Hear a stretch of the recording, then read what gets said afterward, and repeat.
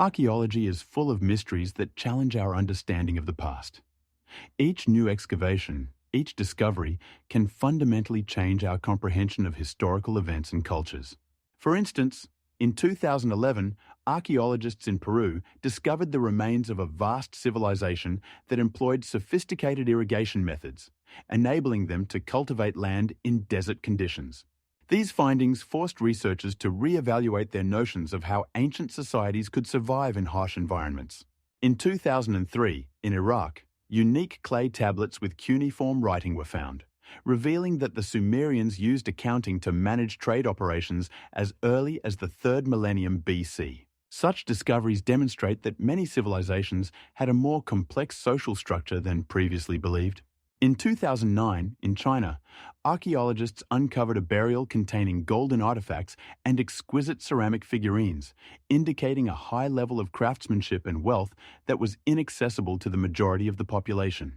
These examples underscore the importance of archaeology in understanding human history and cultural heritage.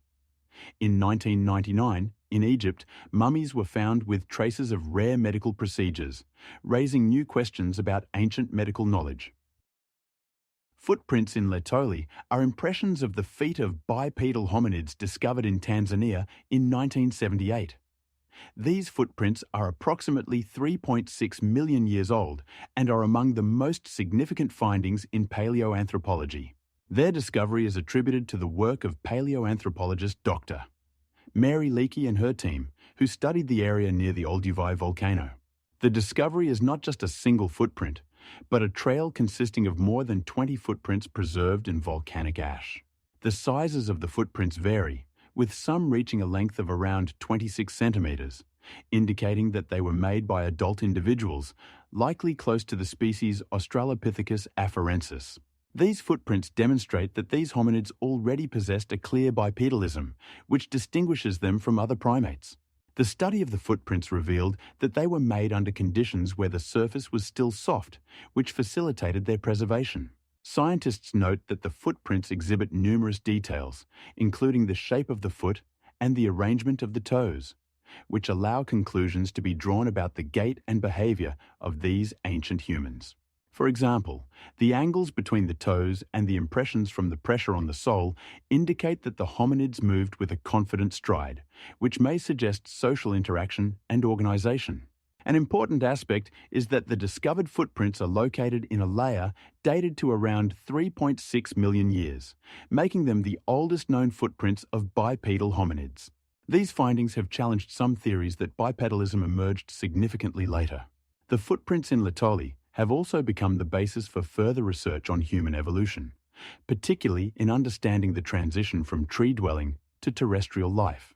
Comparing these footprints with other findings, such as those in Tanzania and Ethiopia, helps scientists reconstruct the behavior and lifestyle of ancient humans. Paleoanthropologists use these data to study social structures and interactions among groups of hominids. For instance, the footprints show that individuals could move in groups, which also supports hypotheses about the development of social bonds.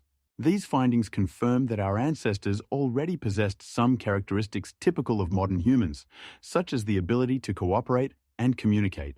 Considering the importance of these footprints, they have become the subject of study for many researchers, including Professor Brad Launton from the University of Edinburgh, who emphasizes that such findings help understand not only morphological changes, but also cultural aspects of hominid life. The footprints in Laetoli open a window into the past and allow us to see what our ancestors looked like, their way of life, and their ways of interacting with their environment. An important aspect is that such findings help create a more complete picture of the process of human evolution, allowing us to understand how and why certain changes occurred in our species' development. Comparing these footprints with other findings, such as those in Kenya and Ethiopia, allows us to establish a chronology and compare various stages of evolution. This demonstrates that these footprints are not just artifacts, but a key to understanding the complex processes that have occurred over millions of years. Stonehenge is one of the most famous megalithic monuments in the world, located in Wiltshire, England. The age of this structure is approximately 5,000 years, making it older than many known civilizations. The first stones were set up around the 30th century BCE, and this process continued for several centuries until it reached the scale we see today. Stonehenge consists of massive vertical stones known as sarsens, which can reach a height of more than 4 metres and weigh up to 30 tonnes. These heavy blocks were quarried from sources more than 200 kilometres away from the construction site, raising numerous questions about their transportation and installation methods. There are several theories explaining how ancient people could move such heavy stones. One of the most widespread theories suggests the use of wooden rollers and ropes. Ancient builders could have placed the stones on logs and rolled them along prepared paths to reduce friction. However, in practice, such methods required a significant amount of labour and time, which certainly posed difficulties.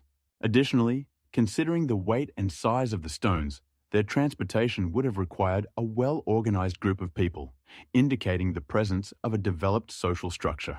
Other researchers raised the question of the possibility of using a system of channels. They claim that a special trench could have been created, into which the stones would have been placed, and then filled with water, allowing them to be moved more easily. This theory, although intriguing, requires additional archaeological findings for confirmation. Stonehenge is also famous for its precise orientation towards the sun, indicating the astronomical knowledge of the ancient builders. On the day of the summer solstice, the sun rises exactly over one of the entrances to the monument, suggesting its use in rituals and ceremonies related to sun worship. Archaeological excavations conducted in recent decades have revealed numerous artifacts that confirm that Stonehenge was not just a monument, but also an important cultural and religious centre of its time. Research shows that around Stonehenge there were other megalithic structures such as burial mounds and stone circles, highlighting the significance of this region for ancient people. It is also worth noting that Stonehenge was not the only megalith of its time. Similar monuments can be found throughout the world, from the British Isles to Mesopotamia. However, it is Stonehenge that has become a symbol of unsolved mysteries and enigmas of antiquity. To this day, many hypotheses about its purpose and construction remain debated among historians and archaeologists.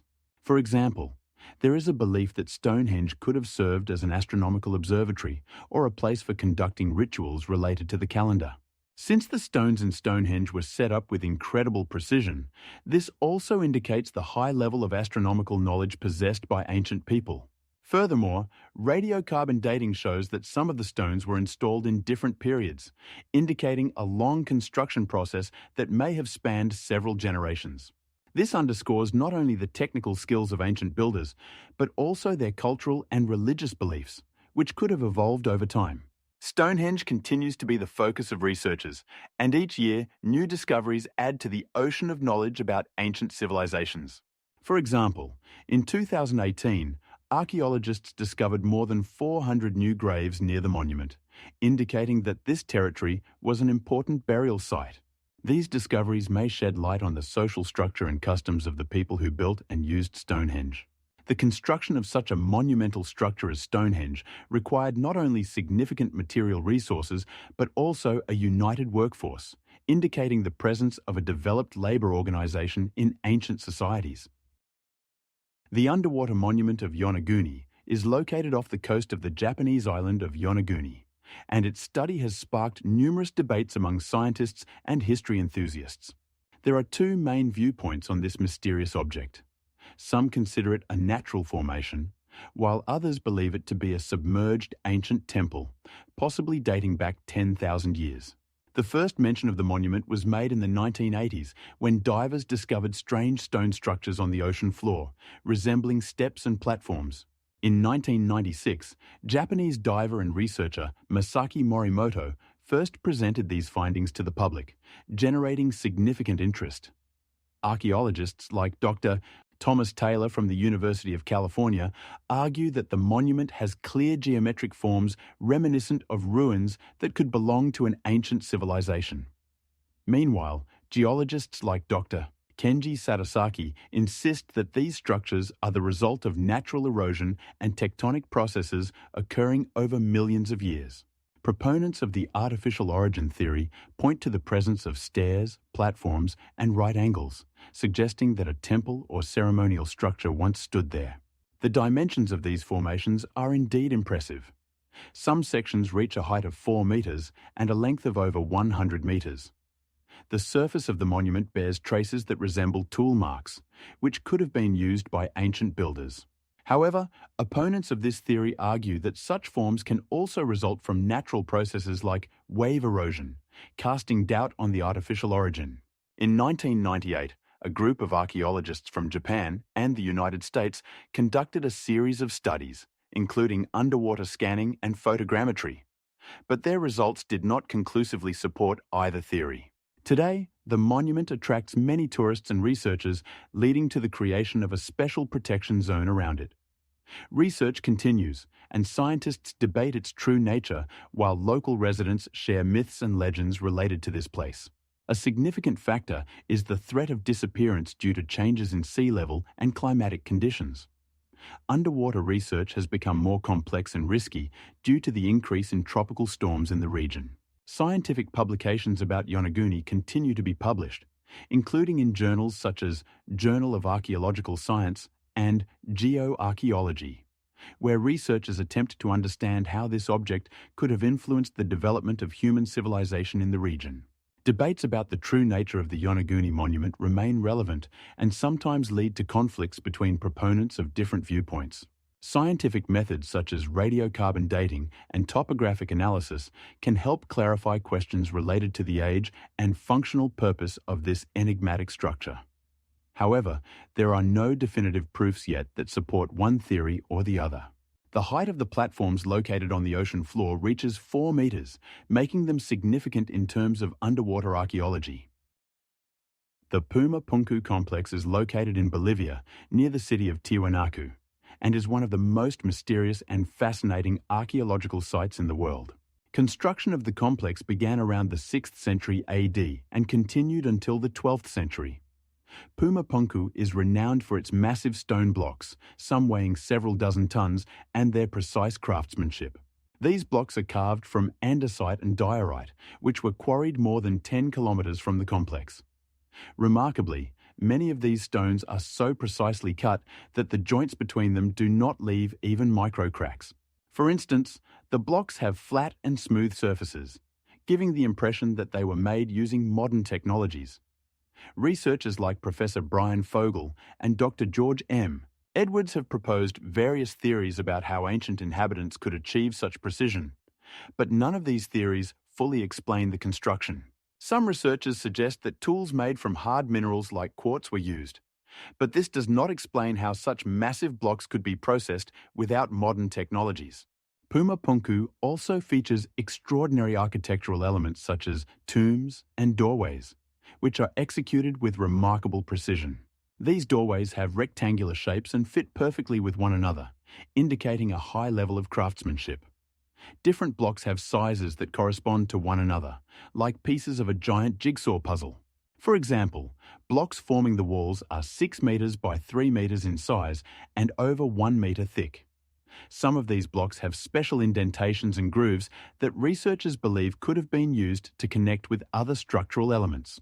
There are theories that Puma Punku could have served as a major religious or astronomical center, but there is no definitive proof of this hypothesis. Surrounding Puma Punku are other monuments such as the Tiwanaku Temple and the Kalasasaya Observatory, which confirm the importance of this region in ancient times. Various cultures, including the Incas, traveled here to venerate gods, and this place could have been a significant center for trade and knowledge exchange. Remarkably, no clear explanation has been found for how ancient peoples could move and process such massive stone blocks without using wheels and modern machinery. Many researchers suggest that systems of ropes and logs could have been used for transportation, but the exact methods remain a mystery. Puma Punku attracts not only archaeologists, but also UFO enthusiasts and conspiracy theorists who claim that such mastery could only have been achieved with the help of extraterrestrial technologies. Nevertheless, most archaeologists believe that this is a result of human ingenuity and knowledge passed down through generations. Excavations at Puma Punku continue, and each year new facts emerge that shed light on the understanding of this mysterious place. For example, in 2020, archaeologists found numerous pottery shards and stone fragments that may help in understanding the daily life and culture of the ancient inhabitants of this region. Puma Punku remains one of the most studied and debated objects, continuing to spark controversy and interest, proving that human history is full of mysteries and discoveries. The London Hammer is an artifact that, since its discovery in 1932, has sparked heated debates among scientists and researchers. This tool was found in the Kent region, within limestone deposits estimated to be hundreds of millions of years old. According to geologists, these rocks date back to the late Jurassic period, which began around 150 million years ago. A study conducted by Dr. Edward Blink showed that the hammer, made of tempered steel, was found embedded in a piece of rock, challenging existing notions of chronology as steel production began only in the 19th century. The hammer measures approximately 27 centimeters in length and weighs about 1 kilogram. It was discovered by a local resident engaged in fossil hunting. Since then, this artifact has become not only a subject of interest, but also a source of numerous theories, including ideas about ancient, highly advanced civilizations that may have existed long before the appearance of Homo sapiens. Many scientists have rejected these hypotheses, arguing that the hammer could have ended up in the limestone later, during geological processes. However, proponents of the theory about ancient civilizations claim that the hammer is evidence of advanced technologies in prehistory. As a result, the London Hammer has become a symbol of the conflict between traditional science and alternative views on human history. In 1986, a research project led by Dr. John Kendall conducted an analysis of the hammer, which showed that it indeed contains traces of modern production technologies. These findings were based on radiocarbon dating of other finds and analysis of the metal's structure. However, many scientists remain skeptical, pointing out that such artifacts could be the result of human activity in more recent times. The debates surrounding the London Hammer raise important questions about how we understand and interpret history. It has become a topic of discussion at scientific conferences and even in popular TV shows, where experts have tried to determine how this artifact could have ended up in such an ancient layer. In recent years, numerous videos and articles have appeared on the internet analysing the London Hammer, but many of them are often based on speculation rather than factual data. Despite this, interest in this artifact does not wane, and it continues to attract the attention of both researchers and enthusiasts eager to unravel its mystery. As a result, the London Hammer remains not only a subject of scientific interest, but also a cultural phenomenon, symbolizing the struggle between a scientific approach and alternative theories. Unlike other finds, such as tools of early humans, which have been clearly dated and fit into the accepted chronology, the London Hammer points to the need to rethink our understanding of time and human development. Scientific research conducted after its discovery has only fueled the debates, and there is still no definitive answer to the question of its origin. Many studies continue to confirm that the hammer was made of steel, but its presence in the limestone remains an unsolved mystery. It is important to note that such finds as the London Hammer not only contribute to the study of history, but also demonstrate how science can be a subject of disputes and interpretations. Discussions around this artifact show the importance of critically evaluating information and striving for new discoveries. The London Hammer continues to be a subject of debate and research, and its mystery, it seems, will not be solved in the near future.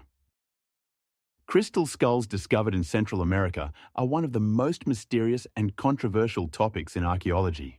The most famous of these was supposedly found at the end of the 19th century and attracted the attention of both researchers and treasure seekers. For example, a skull presented to British anthropologist Frederick Merrifield in 1901 was said to have been found in Mexico. Inspired by his discovery, Merrifield became one of the first to attempt to study the origin of the skulls. However, unlike his expectations, most experts were skeptical of his findings.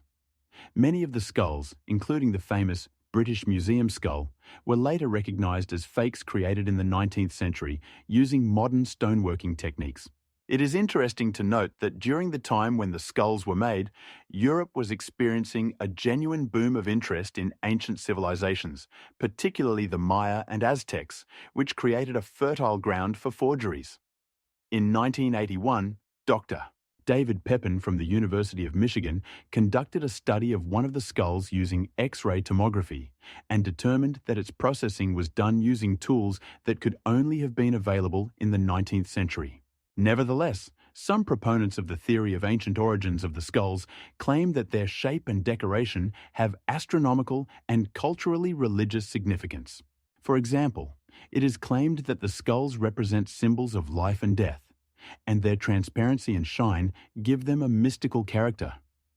These proponents refer to Maya traditions that attributed special significance to crystals and stones. In 1993, researcher Jane Stewart Edwards published a work in which she claimed that the skulls were part of rituals related to ancestors. However, her conclusions were also criticized due to the lack of reliable evidence. In recent years, some researchers have begun to use modern technologies to analyze the skulls, including attribution based on chemical composition and radiocarbon dating methods. For example, in 2005, a team of scientists from the University of California conducted tests that showed that some skulls contained traces of processing characteristic of tools invented in Europe. Meanwhile, other skulls found in Mexico and Honduras received high evaluations for their age and artistic value, which further fuels the debate about their true origin. In 2012, another skull was found in the Mexican city of Texcoco, which is said to date from the pre-Hispanic period, but its authenticity remains in question. Numerous exhibitions and auctions, where crystal skulls are sold, also contribute to the spread of myths and rumors about them. It is worth noting that some skulls were sold for tens of thousands of dollars, highlighting their commercial appeal. The discussion around the skulls continues, and different groups of researchers and collectors present their interpretations and theories about what they symbolize and what their true origin is. Ultimately, crystal skulls remain an unsolved mystery, surrounded by myths, fakes, and genuine artifacts, making them a constant object of interest for scientists and history enthusiasts. Scientific research continues, and it is possible that in the future we will learn more about the place these mysterious artifacts occupy in human history. Roman dodecahedra are mysterious bronze 12-sided figures that continue to spark interest and debate among historians and archaeologists. These unusual artifacts were first discovered in the early 19th century, but their origin and purpose remain unclear. Today, more than 100 of these objects are known, dating back to the 2nd or 3rd centuries AD, primarily within the territory of the Roman Empire, from Britain to Romania. Each dodecahedron has 12 faces, each with circular holes of varying sizes. The most common sizes range from 30 to 40 centimeters in diameter, making them quite convenient for manual use. Some researchers suggest that these objects could have served as measuring instruments, such as for determining distances or angles. In this case, dodecahedra could have been used in astronomy or geodesy, which was particularly relevant for Roman engineers involved in road and building construction. However, this version has its weaknesses. The lack of direct references to such use in ancient sources makes it difficult to substantiate this hypothesis. Other theories propose that Roman dodecahedra could have served as toys for children. In this scenario, the circular holes could have been used to attach strings or other elements, allowing for the creation of various structures and games. This version also has its drawbacks, as such toys typically had simpler forms and constructions. Some researchers lean towards the idea that these artifacts could have been connected to cultic practices, possibly serving in rituals related to fertility or agriculture. However, this hypothesis lacks sufficient evidence to be definitive. It is interesting to note that smaller versions of dodecahedra are often found in rooms that could have been workshops or storage areas, suggesting that they might have been used as tools in the production process. Nevertheless, the lack of clear references in historical sources leaves room for speculation. Some experts believe that Roman dodecahedra could have been related to games, similar to modern dice, but there are no clear evidence to support this. In the 20th century, systematic research of these objects began. For example, in 2003, a group of archaeologists led by Professor John Smith from Oxford University conducted excavations in an ancient Roman camp and discovered 3 dodecahedra, which were found to be made of bronze with a high tin content. This discovery allowed researchers to study the production technologies and materials used to create these enigmatic objects. It is also worth noting that similar shapes, such as dodecahedra, are found in other cultures, for instance, in ancient Greek culture, where such polyhedra were often used as models for studying geometry. In ancient Rome, where science and art were interconnected, such objects could have served both practical and educational purposes.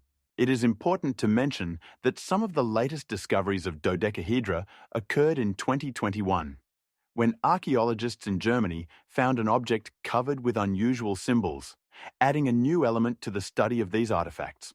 Today, opinions on the purpose of Roman dodecahedra vary, but their mysterious nature continues to attract the attention of researchers who strive to unravel the secrets of these ancient objects.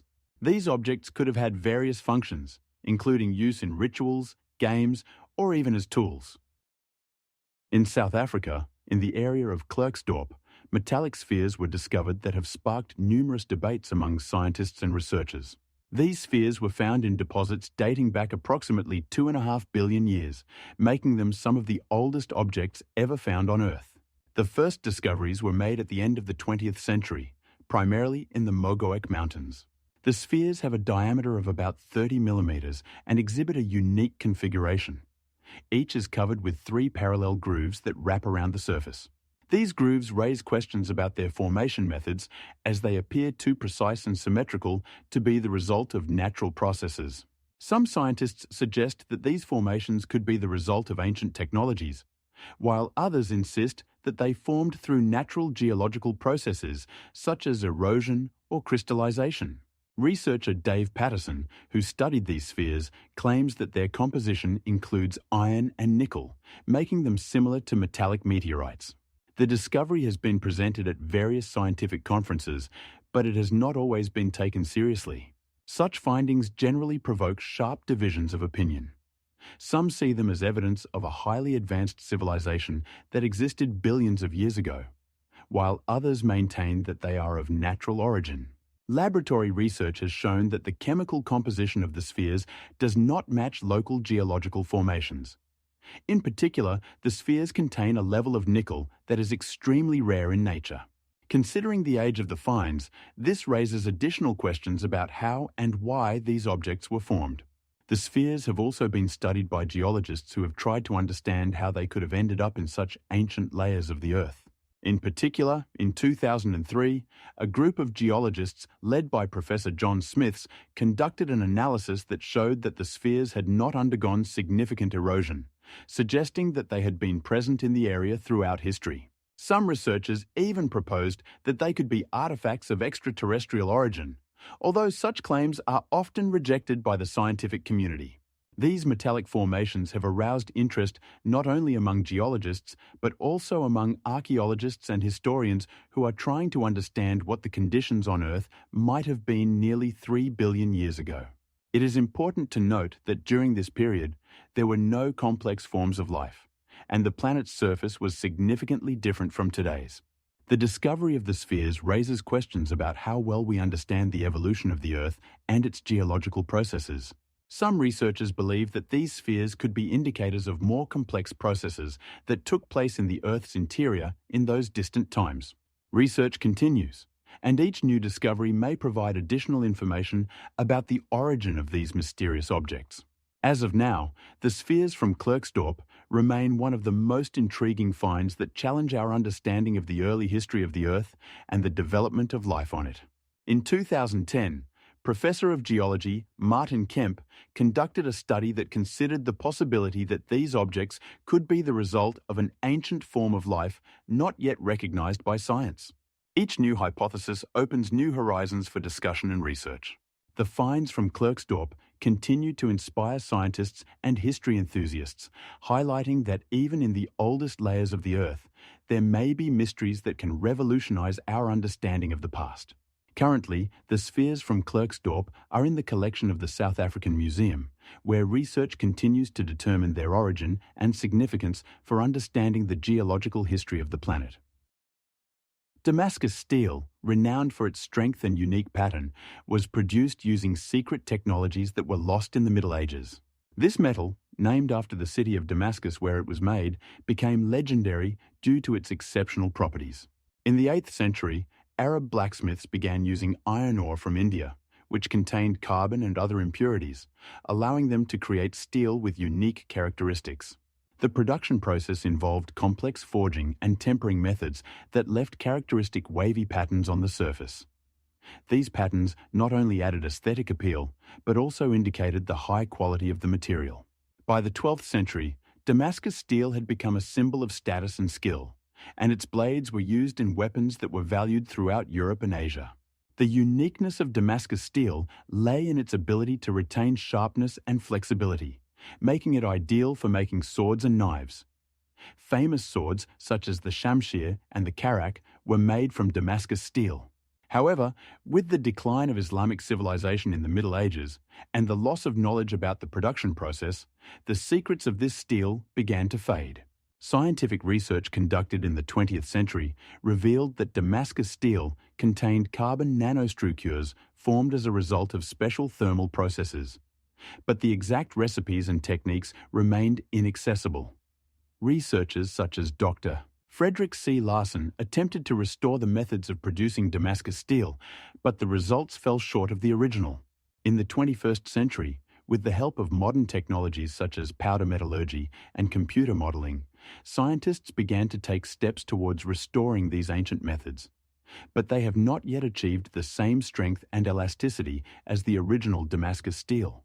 For example, in 2003, employees of the Canadian company Northern Steels developed a method that allowed them to create steel with unique patterns.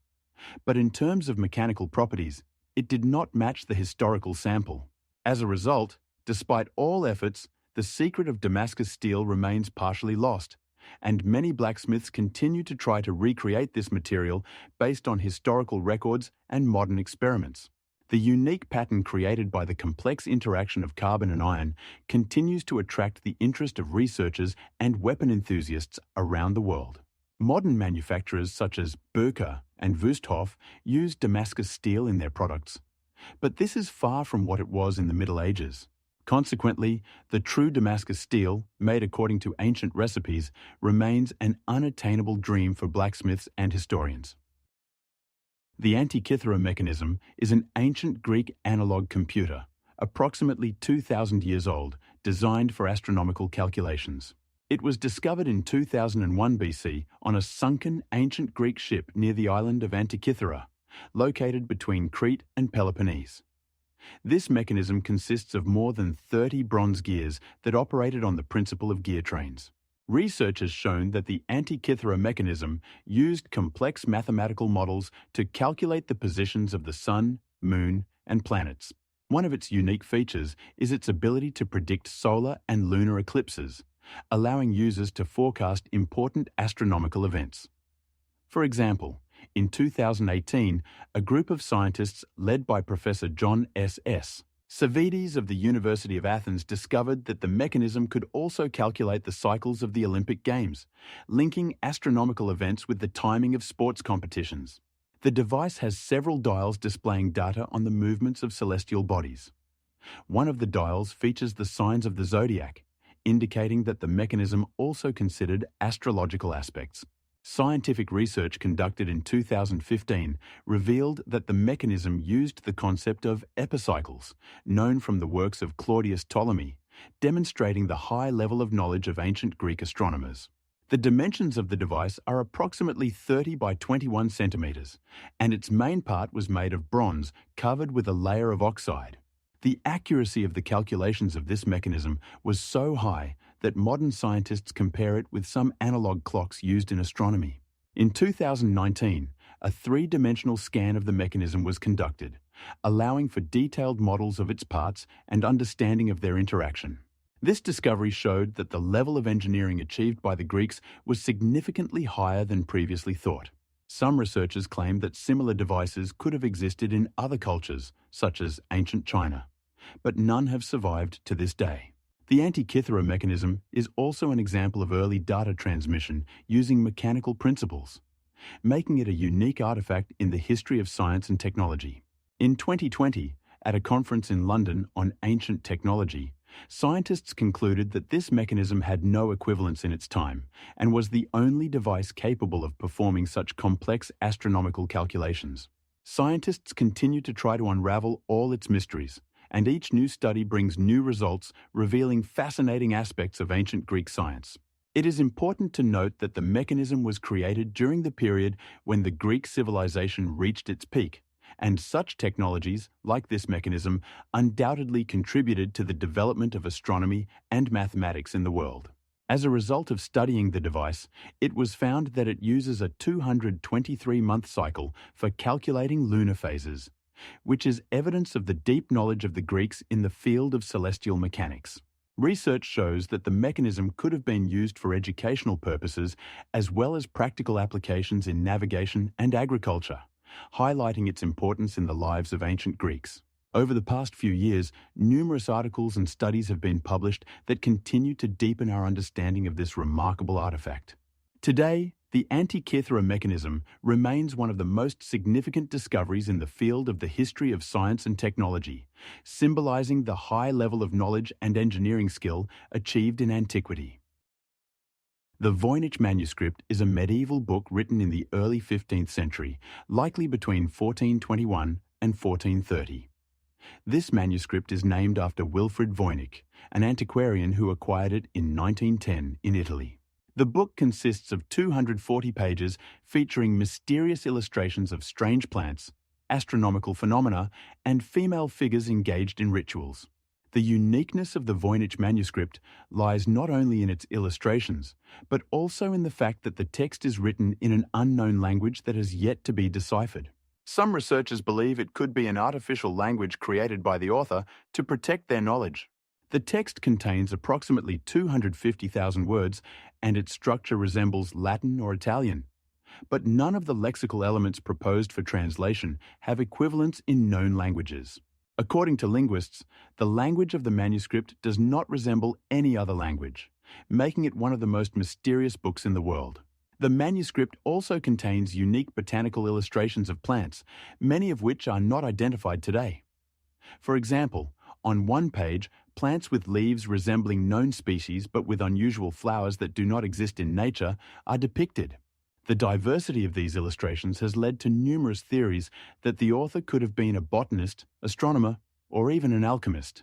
The manuscript also features astronomical diagrams depicting celestial bodies and their movements, suggesting that the author was interested in astronomy and astrology.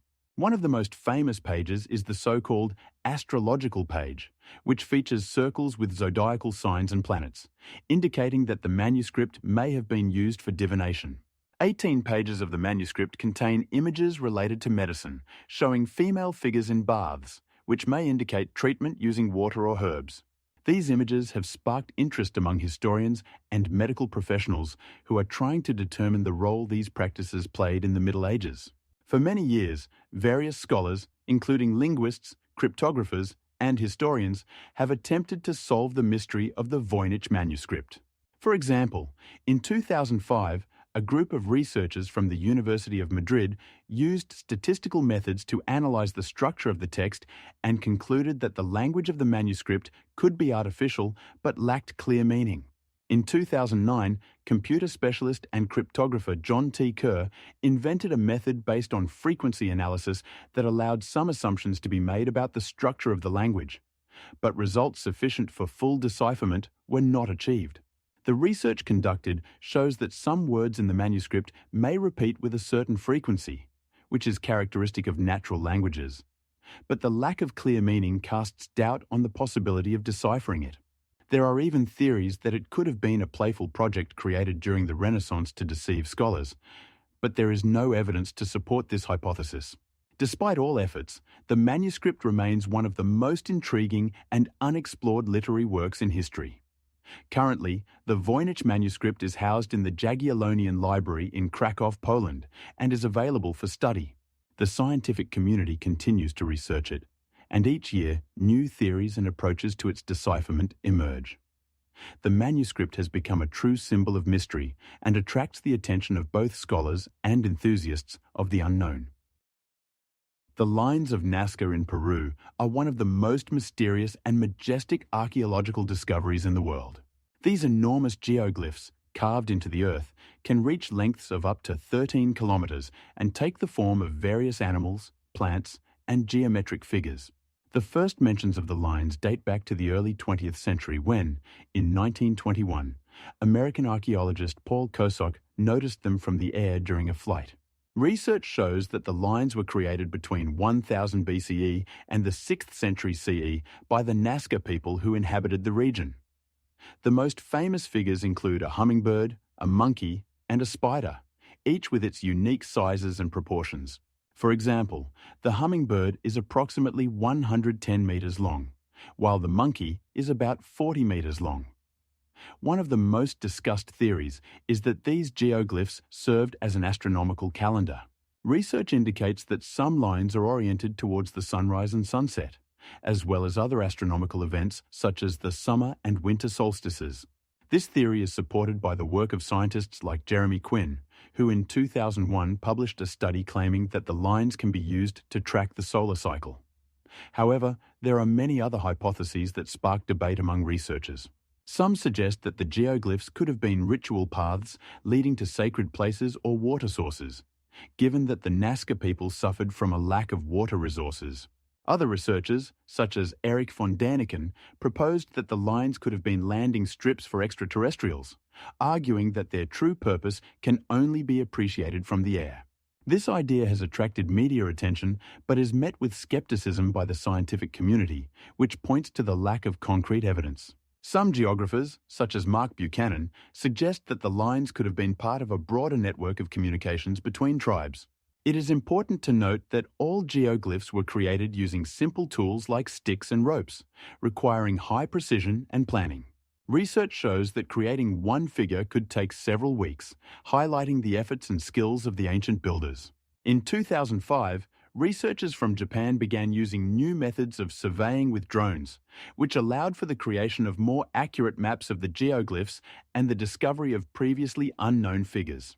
The results of this work confirmed that the lines and figures were likely part of a complex system of signs and symbols used by the Nazca people. Meanwhile, the preservation of the geoglyphs is threatened by agricultural activities and climate change, causing concern among archaeologists and historians.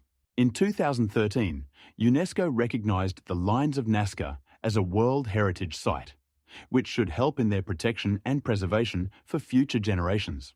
Each line and figure on the Nazca Plateau is not only art, but also a testament to a culture that existed more than 2,000 years ago. Mysterious rings of Bahistan are one of the most intriguing archaeological discoveries in Afghanistan. These metallic rings, embedded in rocks, were found in the Bahistan region, located in the southeast of the country, and their origin remains unclear. Notably, the rings have a substantial diameter, ranging from 1 to 2 meters, and are made of a copper and tin alloy, indicating advanced metallurgical technologies that existed in the region in ancient times. Archaeologists, such as Dr.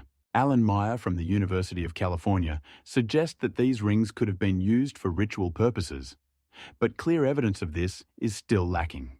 The first mentions of the Bahistan rings date back to the 18th century, when local residents began telling travelers about them, but systematic excavations in the area only began in the 20th century.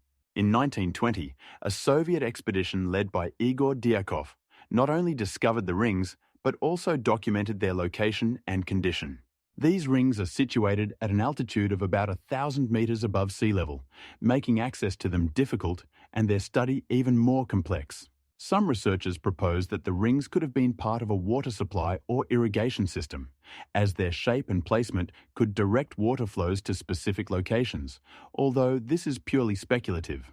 Interestingly, in the folklore of Bahistan, the rings are associated with gods and mythical creatures, adding another layer of mystery to their origin and purpose. In 1986, American archaeologist John Hopkins conducted a study that revealed the metal used to make the rings contains traces of various elements, indicating a diverse range of sources used in their creation. Currently, there are several theories about who might have created these rings. Some scholars link them to ancient civilizations such as the Median or Achaemenid Empire, which left their mark on the territory of modern Afghanistan. However, other researchers argue that the rings could be much older and belong to earlier cultural periods, such as the Bronze Age. The Bahistan archaeological zone attracts not only historians but also mystics who consider the rings a place of power. In recent years, the study of these rings has also become a subject of interest for tourists, which in turn creates additional challenges for the preservation of this unique monument. Despite the efforts of archaeologists, many aspects of the rings remain unresolved, including their exact purpose and the time of their creation, making them one of the most mysterious finds in the world. The Bahistan rings still lack a clear explanation for their existence, and each new researcher brings new ideas and theories to this enigma.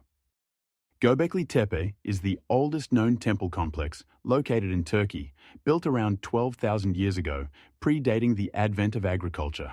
Archaeological excavations, initiated in 1994 under the leadership of German archaeologist Klaus Schmidt, unearthed massive stone structures consisting of monolithic pillars, reaching heights of 3 meters and weighing up to 15 tons. These pillars are adorned with carvings depicting animals, including lions, snakes, and wild boars, indicating a high level of artistic skill and symbolic thinking among the people of that time. Göbekli Tepe challenges traditional notions of civilization development, as it was previously believed that the construction of large public buildings was only possible after the establishment of settled agricultural life. Instead, Göbekli Tepe was built by hunter-gatherers, suggesting that complex social structures and ritual practices could have existed long before the advent of agriculture. Carbon dating analysis shows that these constructions were erected during the Mesolithic period, questioning the widely accepted timeframes for the beginning of civilization. Archaeologists have discovered several circular and semicircular structures on the site, which could have served as places for rituals or gatherings. To date, only about 15% of the entire complex has been explored, leaving many questions about its purpose and cultural significance. The pillars, which are the central elements of the structures, are arranged in a circle, creating a sort of sanctuary that could have served as a place of worship or ceremonies. Some researchers suggest that Göbekli Tepe may have been a cult center uniting various tribes, indicating early forms of social organization.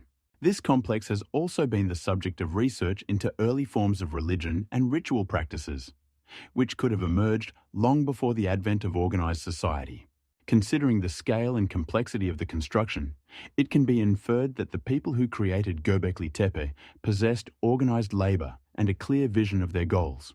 Additionally, the presence of various artifacts such as tools and household items indicates that this complex was not just a ritual site, but also a center of life, where the interests of many groups intersected.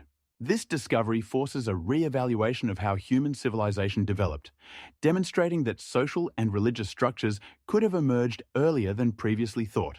Göbekli Tepe is considered one of the most significant archaeological finds of the 20th century, and its study continues to open new horizons in understanding the early stages of human history. Currently, Göbekli Tepe is protected by UNESCO as a World Heritage Site, underscoring its historical value and uniqueness for the study of ancient cultures. Paracas turtles found on the Peruvian coast represent a unique phenomenon that has sparked heated debates among scientists. These turtles, belonging to the Paracas culture that existed from around the 8th century BC to the 3rd century AD, are characterized by their elongated shells, which raises questions about the nature of these changes. Were they the result of intentional deformation or genetic traits of a specific species? The most famous discoveries of these turtles were made in the 20th century by archaeologists such as Julian Drummond and his team, who explored burials on the Paracas Peninsula. As a result of these excavations, turtles with shells up to 40 centimeters long were found, which not only had an unusual shape, but also distinctive markings that suggested possible human intervention. Some researchers, such as Dr. Ricardo Escalon, suggest that the deformation could have been a result of cultural practices related to rituals or symbolic significance attributed to turtles in the Paracas society. At the same time, the genetic aspect remains a subject of study. Some biologists analyze the DNA of the finds to determine if there are links with modern turtle species, such as the green turtle. The findings confirm that Paracas turtles held a special place in the culture. Their images can be seen on ceramic artifacts and textile pieces, indicating their significance in rituals or daily life. Research shows that the Paracas people used turtles as a source of food and materials for making tools. For example, turtle shells were used to create various items, from jewelry to household utensils. However, the shape of the turtles is the subject of debate. Finds show that in some cases, the elongation of the shell could be related to the environmental conditions where these animals lived, while other scientists argue that it was the result of deliberate deformation. In the 2000s, a group of scientists from the University of Lima, led by Dr. Eduardo Salas, conducted extensive research that showed that deformation could be related to social status. For example, turtles with more pronounced deformation could belong to more influential members of society. This discovery adds a new layer to the understanding of the social structure of the Paracas people. Additionally, Paracas turtles are often found in burials, indicating their possible ritual significance. In some cases, archaeologists found turtles placed next to remains, suggesting their use in funeral rites. Different finds show that the Paracas people might have believed that turtles helped the souls of the deceased in their transition to the afterlife. In recent years, interest in Paracas turtles has grown, and scientists continue to study their remains to understand how the Paracas people interacted with these animals. New methods of analysis, such as computed tomography, allow for a more detailed examination of the shell structure and internal organs, which can help understand how turtles adapted to their environment. Some researchers also analyze the climatic conditions on the Peruvian coast during that era to determine which factors could have affected marine animals. Therefore, Paracas turtles continue to be a subject of active debate among historians and biologists. The application of new technologies and research methods may lead to new discoveries that will help clarify how this unique culture developed and what significance turtles held in their lives. It is interesting to note that modern turtles living in the same waters also exhibit a variety of forms, which may indicate that the evolution of this species continues to this day. The Rongorongo script from Easter Island represents one of the most mysterious and undeciphered writing systems in the world. These unique symbols were discovered in the mid-19th century when European researchers began actively studying this remote island in the Pacific Ocean. The first mentions of Rongorongo date back to the 13th century when French missionary Eugène Hérault brought several tablets with unusual symbols to Europe. Today, around 12 tablets are known, each containing approximately 200 symbols. These symbols are carved into wooden boards, and despite their apparent complexity, no researcher has yet been able to decipher their meaning. Rongorongo may be the only known writing system independently invented in Oceania, making it unique among all other writing systems known to humanity. It is believed that these symbols could have been used to record myths, religious rituals, or even historical events.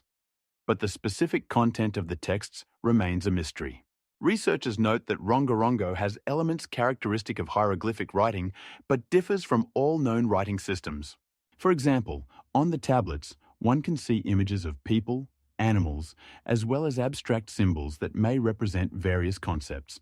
However, due to the lack of context and the absence of comparable texts, the decipherment of Rongorongo has proven to be an extremely challenging task. To date, numerous attempts at decipherment have been made, from the work of Austrian scholar Christian Schmidt in the 19th century to modern linguists and cryptographers. But all have faced the same difficulties. One of the reasons for this difficulty is the absence of a living tradition, as the Rapa Nui language spoken by the local inhabitants has almost completely disappeared due to European colonization. This makes it impossible to use comparative analysis with other languages. Some researchers believe that Rongorongo may be connected to Polynesian traditions, but there are no clear confirmations of this theory. The style of writing Rongorongo is also unique. Symbols can be arranged in different directions on the same tablet, which further complicates understanding. On one of the most famous tablets, known as the Campbell tablet, complex scenes are depicted, which may illustrate ritual actions or mythological plots. The inconsistency and diversity of symbols indicate that the writing system may have developed over a long period, adapting to cultural and social changes on the island. However, despite all efforts, Rongorongo continues to be one of the most intriguing and undeciphered elements of Polynesian culture, and each new discovery only fuels interest in this ancient writing art. Scholars continue to study the tablets, hoping to find the key to their decipherment.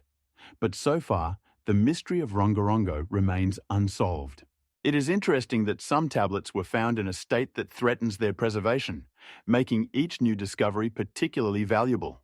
Thus, each study of Rongorongo not only deepens our understanding of Polynesian culture, but also emphasizes the importance of preserving cultural heritage.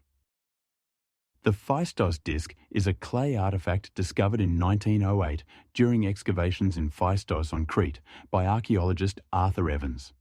This disc has a diameter of approximately 22 centimeters and was made of clay. Its surface bears more than 200 symbols, which represent a unique combination of pictographic and ideographic signs. Unlike other known writing systems, such as Linear A or B, the symbols on the Phaistos disc have no equivalents, making its decipherment practically impossible. The symbols include images of people, animals, tools, and various objects, all arranged in a spiral form, starting from the center and ending at the edge of the disc. Researchers suggest that the disc may have served as a ritual object or even a game, but its exact function and meaning remain a mystery. The most notable research on the disc was conducted in the 20th century when linguist and archaeologist Charles Capps proposed that the symbols could represent a simplified form of writing. In the 12th century BC, when the disc was created, Crete was under the influence of the Minoan civilization, one of the earliest developed cultures in Europe. This civilization is known for its palaces, advanced architecture, exquisite frescoes, and fine ceramics.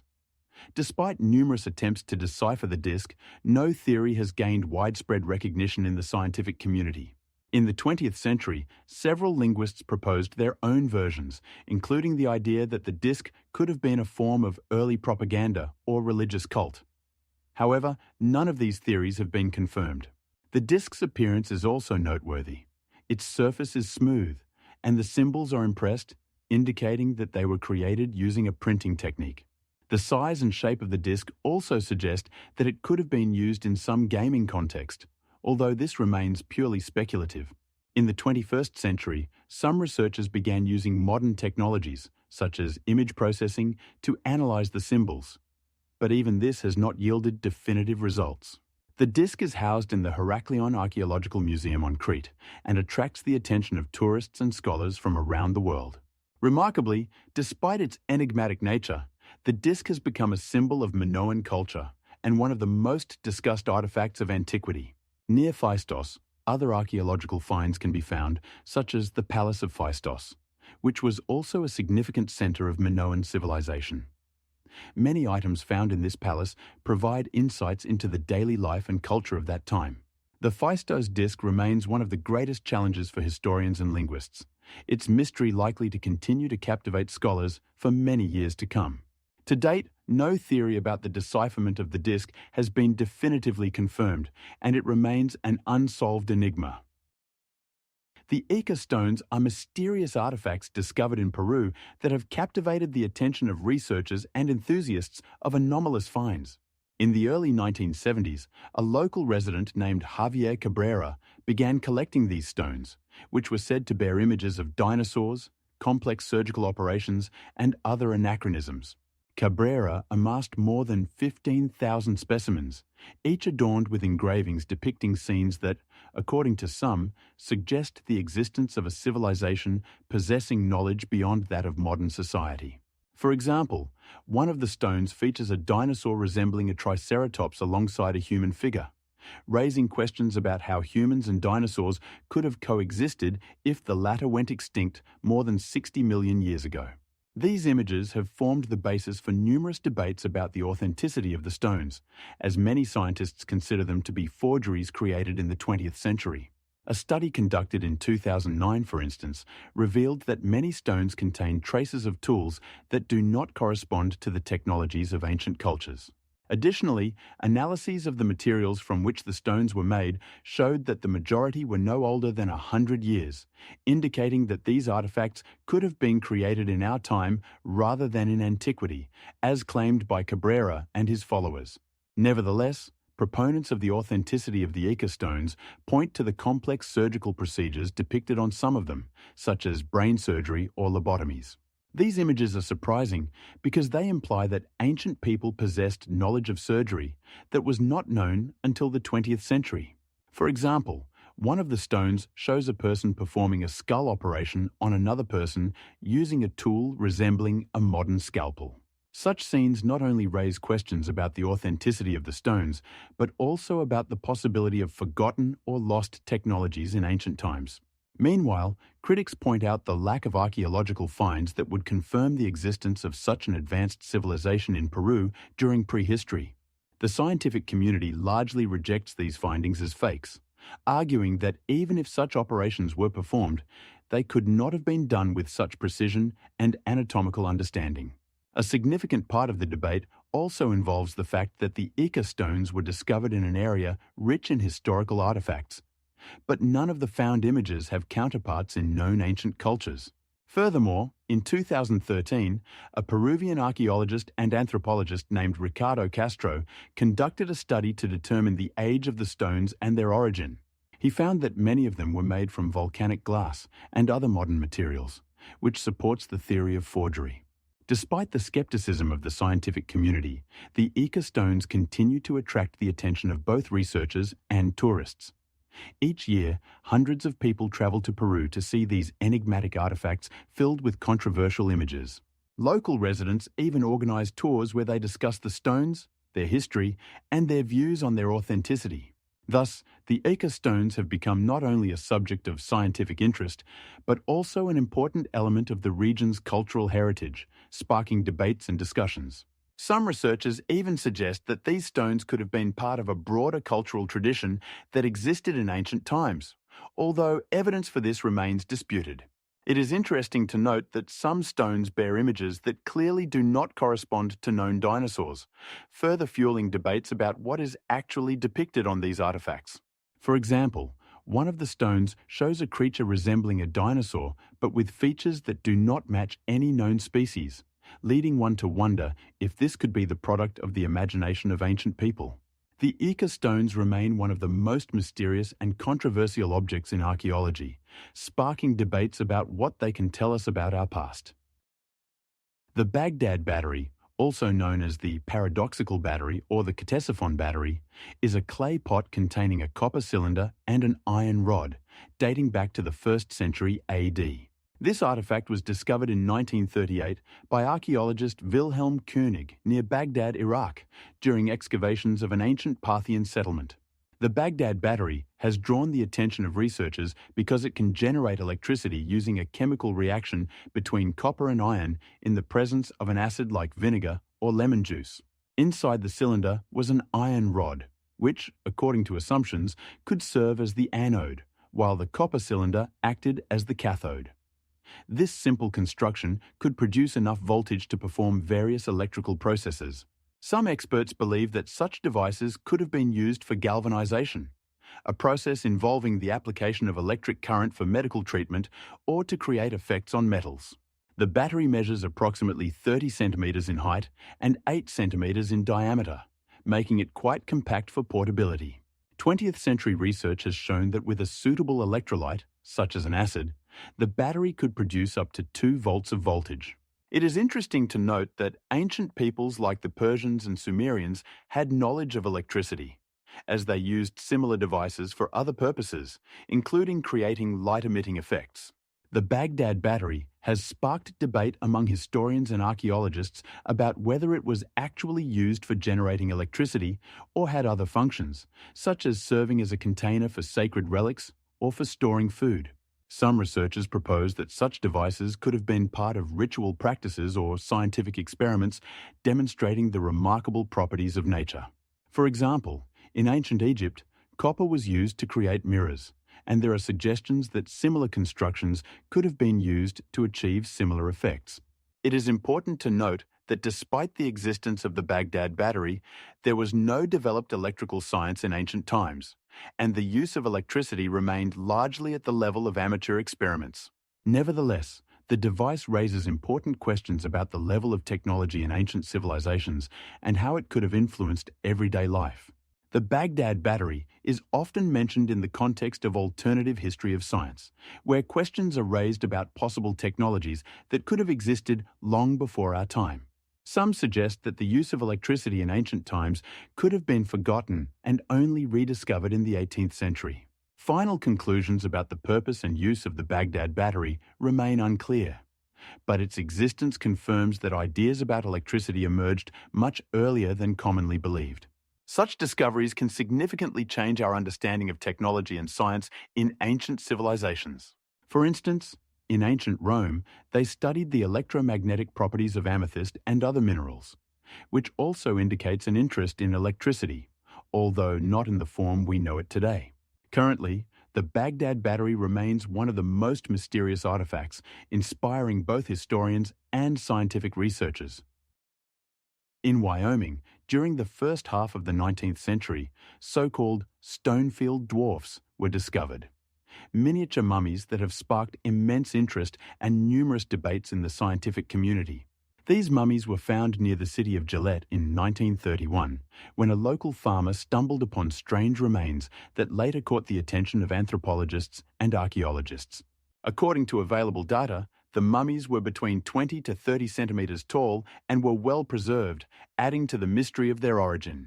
Initially, some researchers suggested that these remains belonged to representatives of an unknown race of dwarfs, which not only sparked interest, but also excitement among enthusiasts of the paranormal and conspiracy theorists.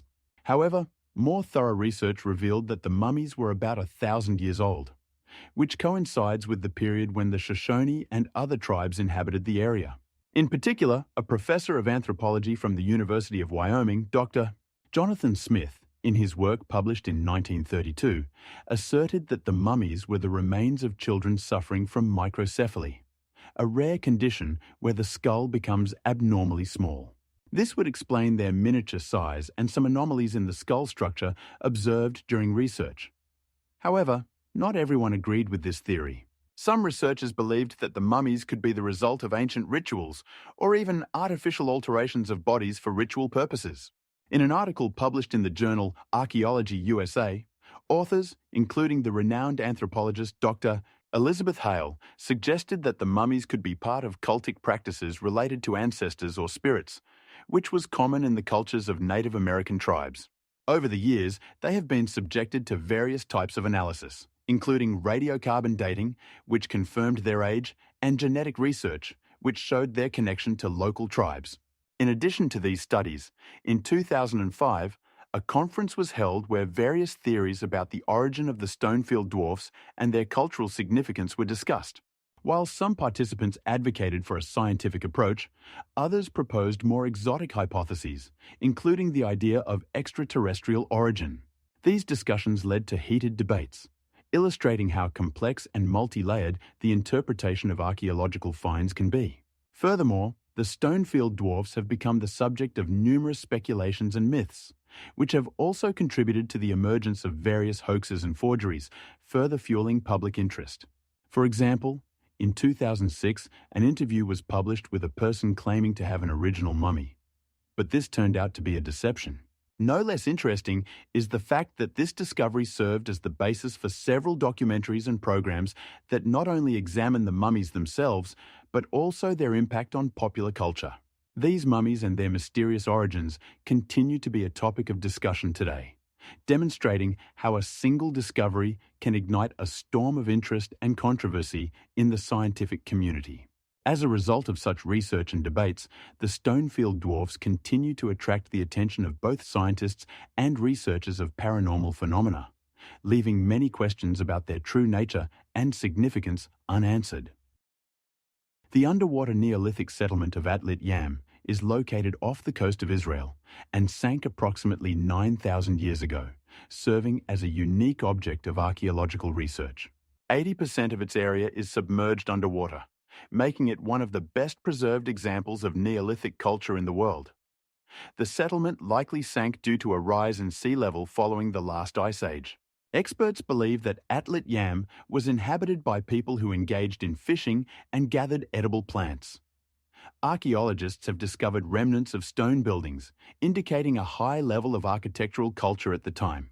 The settlement covers approximately 2.5 hectares, and various artifacts, including tools and ceramic items, as well as animal remains, have been found, allowing us to deduce the diet of the ancient inhabitants. 86 underwater objects were studied during excavations that began in the early 1990s under the leadership of Israeli archaeologist Professor Isaac Ben Yaakov. He and his team were able to retrieve more than 200 artifacts from the water, including stone knives, axes, and various tools used for woodworking and food processing. One of the most interesting discoveries was the finding of underwater structures that are believed to have served as the foundation for living quarters. Some of these structures were made of stone, indicating a high level of construction technology. The location of the settlement is also significant. Atlit Yam was situated on the shore of an ancient sea, providing its inhabitants with access to rich fishing grounds and a variety of seafood. Research shows that complex water supply and sewage systems existed within the settlement, which is unusual for the Neolithic period. Additionally, remains of unique ceramic vessels adorned with geometric patterns and dated to the 3rd millennium BCE were found on the seabed, indicating a high level of artistic skill. These findings also suggest that the inhabitants of Atlit Yam actively traded with neighboring settlements, as some of the artifacts found during the excavations belonged to cultures from other regions. It is also notable that remnants of ritual sacrifices were discovered. Archaeologists found animal bones that were likely used in rituals. These facts suggest that the ancient inhabitants of Atlit Yam had complex social structures and religious beliefs. Furthermore, remains of ancient boats were found on the seabed, confirming that the inhabitants were actively engaged in water travel. The results of the research have shown that Atlit Yam was not just a place of habitation, but a significant cultural center of its time, where trade routes intersected and a unique culture developed. Excavations continue, and each new discovery confirms that this settlement is key to understanding the lives of people during the Neolithic period. Currently, Atlit Yam is a protected site, and its study continues from both archaeological and historical perspectives, as each new finding adds details to the picture of the ancient world. It is also worth noting that Atlit Yam has become a popular destination for underwater tourism, attracting researchers and history enthusiasts from around the world. The fortress of Sacsayhuaman is located 2 kilometers north of the ancient capital of the Inca state of Cusco, Peru. Construction of this colossal fortress began around 1440 years ago during the reign of Inca Pachacuti. Sacsayhuaman is renowned for its massive stone blocks, each weighing from several tons to over 100 tons. One of the most impressive aspects of its construction is that these stones are perfectly fitted together without the use of any mortar, resulting in remarkable stability and longevity of the fortress walls, which have stood for centuries despite earthquakes and other natural disasters. Archaeologists and engineers still cannot fully explain how the Incas managed to process and transport such enormous blocks over long distances, as modern technology did not exist at the time. It is hypothesized that the Incas used a system of ropes and wooden rollers, but this does not explain how they achieved such precision in fitting the stones. The fortress covers an area of approximately 300 hectares and consists of several levels, allowing it to control the surrounding landscape. The walls of the fortress reach heights of up to 9 meters, with a shape reminiscent of battlements, providing additional protection. Inside Sacsayhuaman, there are various structures, including temples and storage facilities, as well as a place for conducting rituals. 80% of the original structure has been preserved despite the damage caused by Spanish colonizers in the 16th century. It is interesting that in addition to the massive stone blocks, smaller stones were also used to fill gaps and provide additional strength. Archaeological research indicates that the fortress served as both a military base and a religious center, where important ceremonies were held. During the Inca rule, Sacsayhuaman was one of the key defensive objects of the capital, and its strategic location allowed control over the roads leading to Cusco. Restoration and research of the fortress began in the early 20th century, as archaeologists began to recognize its historical and cultural significance. Sacsayhuaman was declared a UNESCO World Heritage Site in 1983, which has drawn attention to its preservation and study. Each summer, traditional festivals are held here, including Inti Raymi, the Sun Festival, which attracts thousands of tourists from around the world. This place has become not only a tourist attraction, but also a venue for studying ancient Inca technologies and culture, which continues to inspire awe and wonder. The unique architecture used in Sacsayhuaman has inspired many contemporary architects who strive to understand and replicate its principles. It is interesting that both local and imported materials were used in the construction, indicating the well-developed trade networks of the Incas. The stones used in Sacsayhuaman were quarried from nearby quarries located about 5 kilometers from the fortress, which also raises questions about how the Incas moved such heavy blocks. Today, Sacsayhuaman continues to be the subject of deep research, and each new excavation provides additional insights into the life and technologies of the Incas. The fortress complex is not just an architectural marvel, but also a significant historical artifact that helps understand the culture and traditions of this great nation. Sacsayhuaman, with its massive walls and complex structure, remains one of the most mysterious and captivating monuments of ancient history. Sunken city Dwaraka is located on the coast of India and is surrounded by numerous myths and legends connected to the Hindu deity Krishna. According to ancient texts, Dwaraka was founded by Krishna when he decided to leave his hometown of Vasishtali and create a new capital for his kingdom.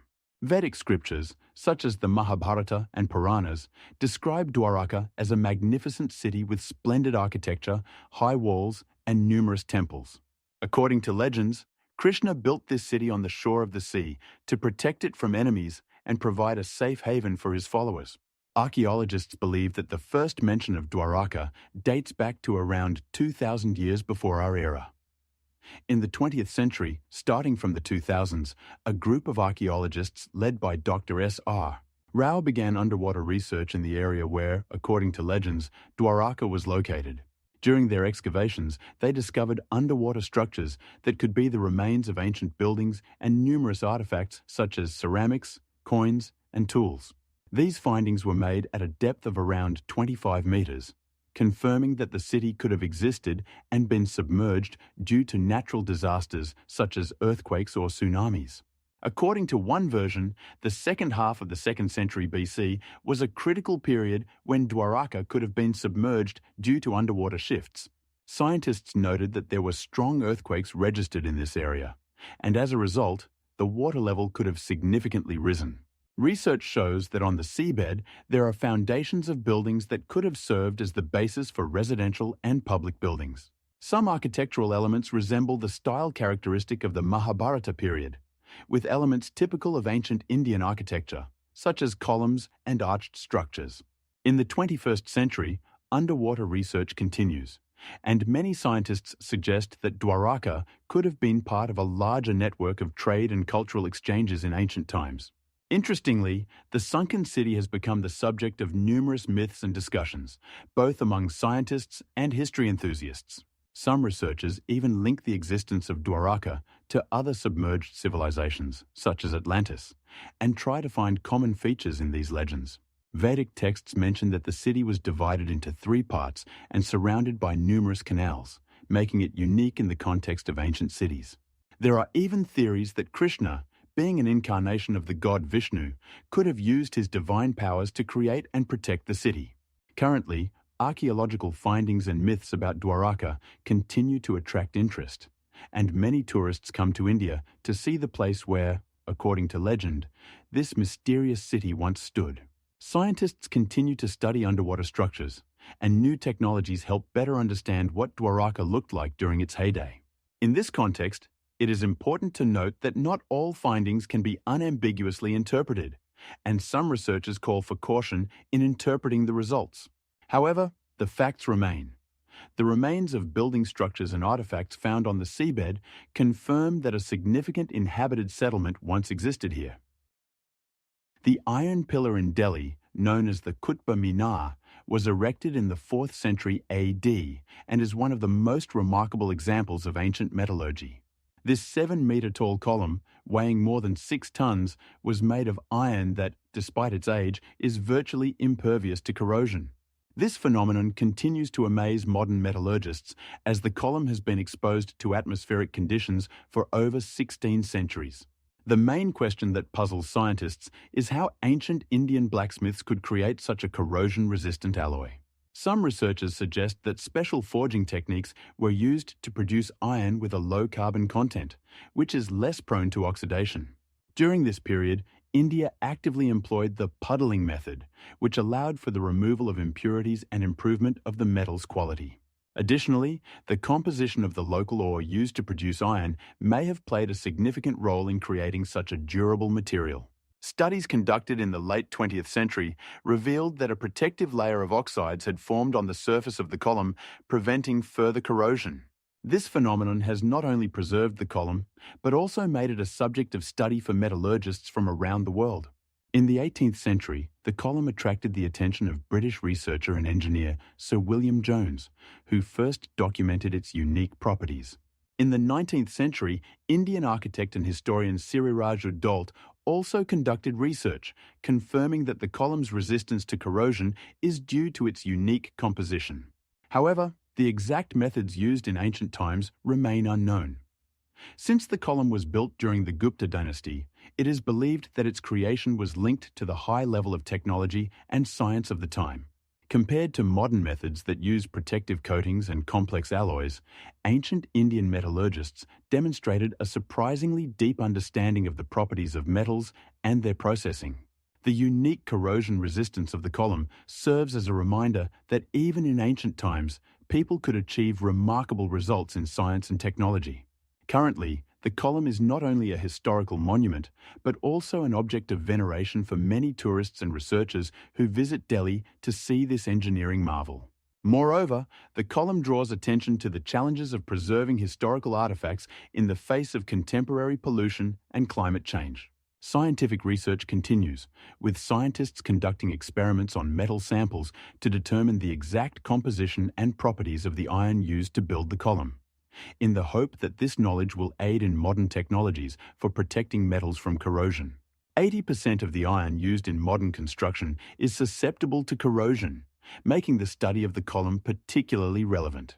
It is interesting to note that the column was built without the use of modern tools and technologies, highlighting the skill of ancient blacksmiths and their understanding of metals. There are numerous myths and legends surrounding the column, including the belief that it was created with divine assistance, underscoring its importance in Indian culture. Currently, the column is located at the center of the Qutb Minar complex, which was declared a UNESCO World Heritage Site in 1966. The column attracts attention not only for its historical significance, but also for its unsolved mysteries that continue to puzzle scientists and historians. The Indus Valley Script, which existed around 4,000 years ago, remains one of the most mysterious topics in human history. Archaeologists have discovered more than 2,000 seals, featuring symbols including signs reminiscent of hieroglyphs. These finds were made in present-day Pakistan and India, in places like Harappa and Mohenjo-Daro, which were major cities of the Indus civilization. These seals are typically made of stone and measure about 5 by 3 centimeters. Each seal bears unique symbols that, according to scholars, could represent logograms or phonetic signs. However, there is no consensus on how to decipher this script. Unlike Sumerian cuneiform or Egyptian hieroglyphs, the Indus Valley Script has not left extensive texts, making its study more challenging. Scholars such as Indian archaeologist Rajesh Kumar argue that more samples are needed for decipherment, possibly by comparing them with better-known writing systems. Currently, it is known that the script was used for various purposes, including trade, administration, and possibly religious practices. Some researchers suggest that this system may have preceded other known forms of writing, such as ancient Greek or Latin, challenging established notions of the development of writing. Analysis of samples indicates that symbols may contain more than 100 different signs, suggesting the complexity and diversity of the language used at that time. There are even theories that the script could be related to a language family that preceded modern South Asian languages. Over the decades, scholars have attempted to create keys for decipherment using computer processing and comparison with known languages, but with limited success. Scientific publications, such as David Rulli's work, explore various aspects of the script, but none of the hypotheses have been definitively confirmed. It is important to note that the Indus Valley Script could have served as a means of communication as well as a symbol of status, as seals were found in graves and ritual contexts.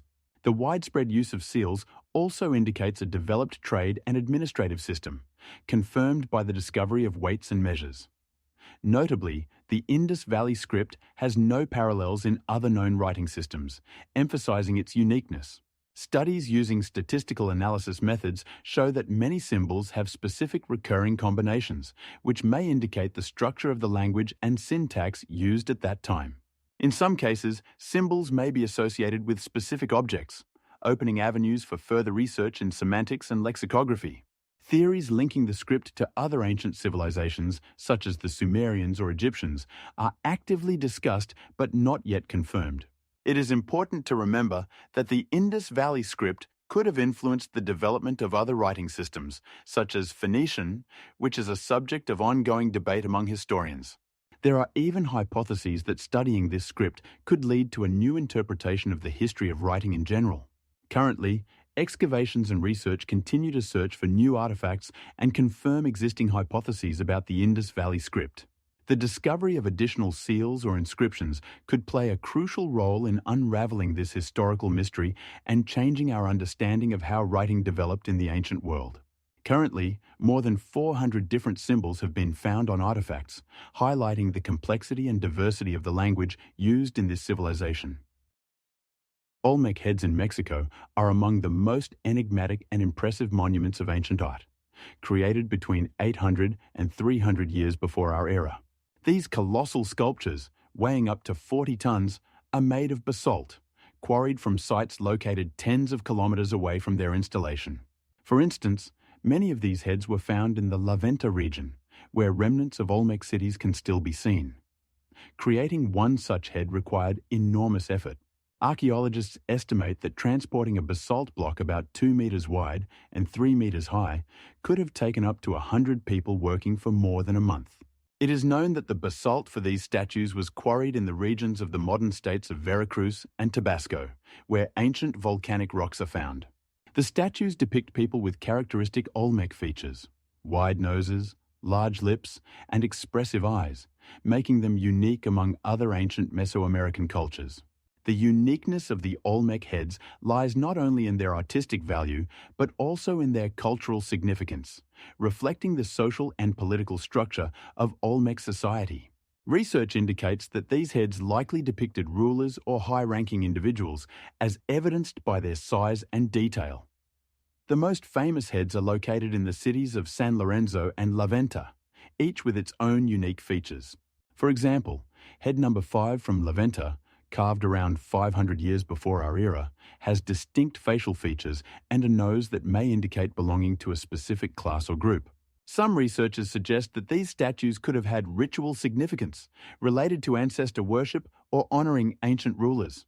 Additionally, in some cases, the heads were lined up, which may indicate the importance of connections between different Olmec cities. Research shows that the Olmecs used complex technologies for stone processing and transportation, including obsidian tools and other primitive but effective methods.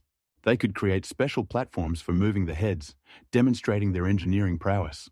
Today, Olmec heads remain a subject of study and admiration, attracting scientists and tourists from around the world and raising many questions about the culture and life of these ancient people.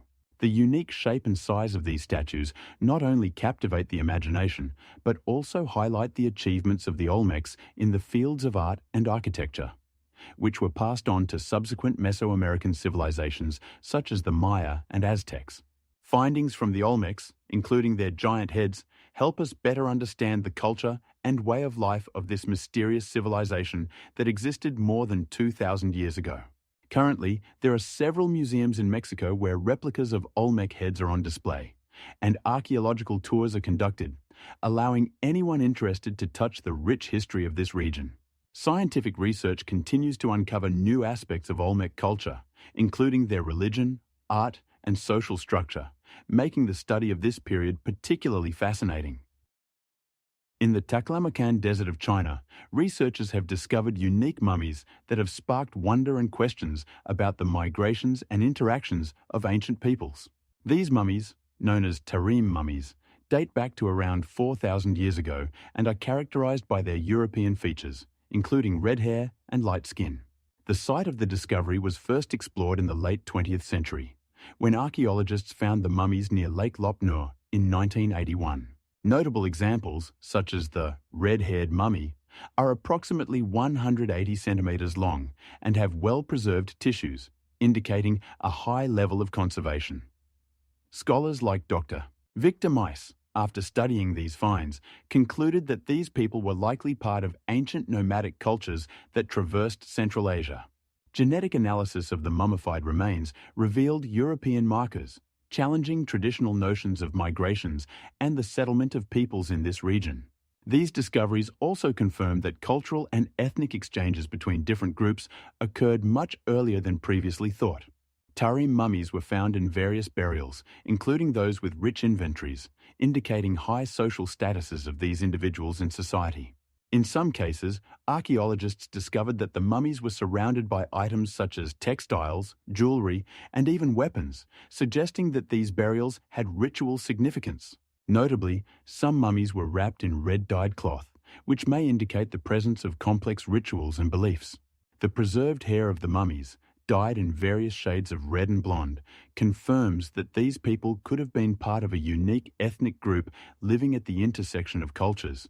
Genetic studies on samples from these mummies revealed mitochondrial DNA similar to that of modern Europeans, suggesting possible migrations in ancient times. The study of these mummies opens new horizons in understanding human history, showing that ancient peoples likely traveled long distances and exchanged cultural and genetic traits. The discovery of these unique remains in such a remote place as the Taklamakan Desert underscores the need to re-evaluate historical theories about ancient migration routes and cultural exchanges. Analysis of the ancient textiles found with the mummies indicates that they were made from local fibers, but the methods of processing and dyeing may suggest influences from other cultures, possibly from Europe or Western Asia. These mummies, in their remarkable state of preservation, provide a unique opportunity to study ancient embalming techniques used to preserve bodies. Tarim mummies are becoming key to understanding how ancient peoples adapted to their environment and how they interacted with neighboring cultures. These findings also raise questions about how climate changes may have influenced the migration of these people, as the Taklamakan Desert was not always as we know it today. In particular, changes in ecosystems could have driven people to move in search of more favorable living conditions.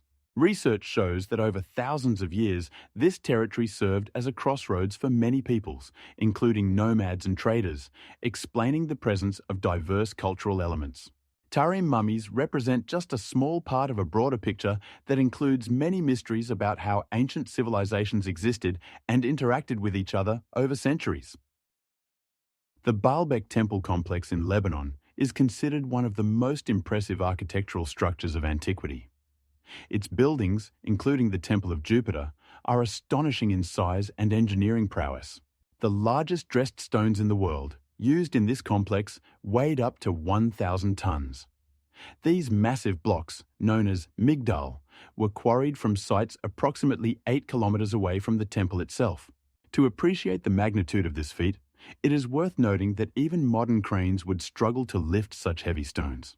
For instance, the world's most powerful crane, the Liebherr LTM 11200, can lift loads up to 200 tons, and even with several such cranes, the task would be extremely challenging, if not impossible. Archaeologists and historians suggest that wooden sledges and specialized roller systems were used to transport these blocks, but the exact methods remain a mystery. The walls of the Jupiter Temple, built in the 1st century AD, are adorned with enormous columns reaching approximately 23 meters in height, each consisting of several blocks weighing over 30 tons. These columns were carved from local limestone and decorated with reliefs depicting scenes from mythology. Within the complex, extensive fragments of architectural elements have been preserved, providing insight into the monumental scale of the construction. For example, a slab known as the Baalbek stone weighs around 80 tons and is part of the temple's foundation. This slab, like other stone blocks, was polished to a high gloss, indicating the high level of skill of the ancient stonemasons. It is important to note that the construction of the complex was overseen by Roman emperors, who utilized the region's resource wealth to create architectural masterpieces. There are numerous theories about how ancient builders managed to accomplish such colossal tasks. Some researchers, such as archaeologist Dr. Jose Graciano, propose that ancient Egyptians could have used primitive technologies similar to those used in the construction of pyramids. Others, like Professor of Architecture Daniel Ben Eliezer, believe that more advanced methods, such as lifting systems, were employed at Baalbek to facilitate the work. Nevertheless, none of these theories provide a definitive answer to how these massive structures were erected. Baalbek not only inspires contemporary researchers, but also attracts tourists from around the world eager to see this architectural marvel. In the 20th century, attempts were made to restore some elements of the complex, but these efforts were largely unsuccessful. Restorative work often encountered challenges due to the lack of original materials and technologies.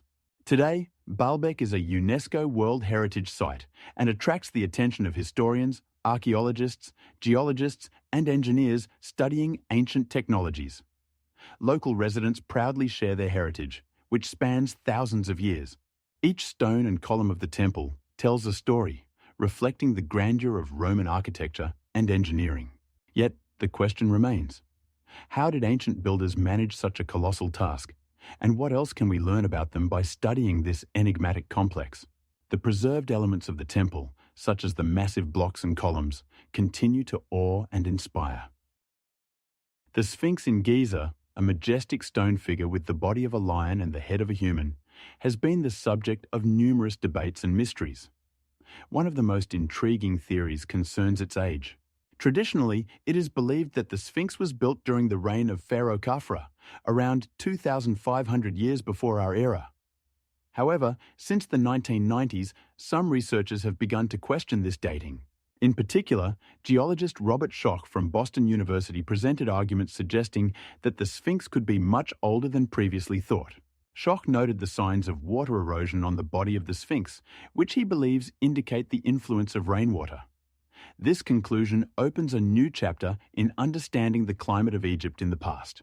The majority of scientists believe that the climate in this region became dry around 8,000 years ago. If the erosion marks are indeed the result of rainwater, this could suggest that the Sphinx was created before the onset of the dry period, possibly during a time when Egypt had a more humid climate. Schoch's research sparked diverse reactions. Many historians and archaeologists, such as Zahi Hawass, the former Minister of Antiquities of Egypt, assert that the Sphinx was built in the 4th millennium BC dynasty and cannot be older than 2,500 years before our era. However, Schoch's arguments about the presence of heavy rainfall in the Giza area in ancient times also found support among some climatologists. They point out that such changes in climate can occur cyclically, and the level of precipitation could have varied significantly in different historical periods. Additionally, a study conducted in 2015 showed that the rocks surrounding the Sphinx indeed have erosion marks that do not match the time of its supposed creation. Geologists discovered that some areas near the Sphinx have older layers that could indicate its existence during a period when the climate was more humid. Thus, the age of the Sphinx has become a topic of active discussion. Some researchers even suggest that the Sphinx could have been built more than 10,000 years ago, which challenges traditional views of the ancient Egyptian civilization. This discovery also raises the question of which other historical monuments could have been created under conditions about which we are currently unaware. There are opinions that the Sphinx and other ancient structures could have been part of a much more complex and advanced civilization than the one we study today. These assumptions require further research and analysis, and perhaps over time, we will obtain more evidence supporting or refuting these theories. Ultimately, the mystery of the age of the Sphinx in Giza remains unsolved, and new research may lead to a re-evaluation of the entire history of ancient Egypt. It is important to note that such questions concern not only archaeology, but also our ability to understand and interpret the past. There is a possibility that the Sphinx stands at the boundary between the ancient and what we consider modern knowledge about our history. The height of the Sphinx is approximately 20 meters, and its length reaches 46 meters, making it one of the largest monuments in the world. Scientific research conducted in recent decades has uncovered numerous findings that challenge traditional notions of human history. For instance, in 2006, archaeologists discovered remarkably well-preserved remains of an ancient city in China's Hunan province, dating back to the 3rd century BC. Known as Zhongshan, this city boasted a sophisticated water supply and sewage system, indicating a high level of urban planning and social organization at the time. In 2018, a unique stone structure named Stone of the Sun was found in Mexico, which researchers believe may have had ritual significance, adding new layers to our understanding of Aztec cultural practices. In 2019, archaeologists in Iran discovered ancient clay tablets detailing agricultural practices, suggesting the existence of a developed economy and system of governance over 5,000 years ago. These discoveries not only expand our knowledge of past civilizations, but also emphasize the complexity of social structures that existed long before the rise of known empires. In 2021, artifacts from the Sumerian civilization were found in Iraq, including written sources detailing a tax system and administrative organization. Such findings raise questions about our true understanding of the development of writing and governance in ancient times. By 3800 BC, Sumerians were using cuneiform for record-keeping, making them one of the earliest known civilizations to possess a system of writing. Archaeological discoveries continue to challenge our perception of time and the spatial boundaries of human society's development. For example, in 2015, remains of an ancient temple were found in Israel, believed to have been built around 4,000 years ago, casting doubt on traditional notions of monotheism in that region. Such discoveries not only highlight the diversity of beliefs in ancient times, but also demonstrate the multi-layered nature of human heritage. In 2002, on the island of Crete, archaeologists found remnants of a palace belonging to the Minoan civilization, dating back to around 4,000 years ago. This discovery confirms that complex societies existed in Europe long before the rise of Greek culture. Archaeology not only helps restore lost chapters of history, but also opens new horizons for understanding cultural exchange between different civilizations. For example, in 2016, artifacts were found in India indicating trade links with Mesopotamia in the 3rd millennium BC, suggesting the existence of complex trade routes and exchanges that connected peoples over vast distances. Meanwhile, finds in Egypt, such as mummies dating back around 1,000 years BC, show how different cultures interacted and adapted to each other. For instance, a mummy found in 2000 AD bore signs of Persian cultural influence, confirming that intercultural contacts were widespread and how they influenced traditions and customs. This dynamic interaction between cultures raises questions about the exact nature of one civilization's influence on another and the factors that facilitated this exchange. Each new discovery, whether in the form of artifacts, architecture, or written sources, adds new elements to the complex mosaic of human history, demonstrating that many mysteries of the past still await resolution. For example, in 2021, remains of an ancient city were found in Turkey, believed to have been abandoned due to a catastrophe, challenging traditional notions of the causes of civilizational decline. Such findings raise numerous questions about how humanity coped with crises and how these events shaped the course of history. Archaeology is not just a science of the past. It is the key to understanding how we have evolved as a species and what lessons we can learn from our experience. For instance, studying Paleolithic artifacts, such as tools, helps us understand how our ancestors adapted to changing environmental conditions. Ultimately, each discovery is a window into a world that once was, a world full of mysteries and discoveries that continue to amaze and inspire researchers and history enthusiasts around the globe. Artifacts such as statues, tools, and pottery allow us to glimpse into the daily lives of ancient people, their beliefs, and social structures that shaped their world.